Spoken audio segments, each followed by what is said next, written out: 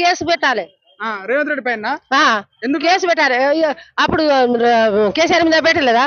కేసీఆర్ జైలుకు పోయి మనకు తెలంగాణ తేలేదా? దానికోసం ఆయన కూడా పెట్టాలి. ఇప్పుడు జగన్ అటు జగన్ ఎట్లా ఇస్తాడు? 6,000 పింఛని వాడు ఎట్లా చేస్తాడు?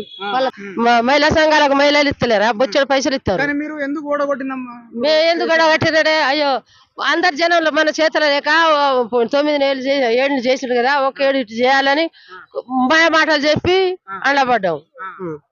ఝాన్సీ రెడ్డి బాగానే మొత్తుకున్నది పాపం. అట్లా చేసింది. కేసీఆర్ చెప్పలేదా? ఆఫీస్ చుట్టూ తిరుగుతారు, ఆఫీసు లైన్ కట్టుకొని ఉంటారు. 500కు గ్యాస్ అని, ఏది 500కు 900 వాడు చెప్పిండు, ఇచ్చిండా మనకు? ఇప్పుడు కాంగ్రెస్ వాళ్ళు ఓట్లు అడగనికి వచ్చిందనుకో, ఏమో సమాధానం చెప్తారా? మేము మాకు వేసేటోళ్ళకి మేము ఇస్తాం, మాకు ఓట్లు ఏం లేవు అంటాం.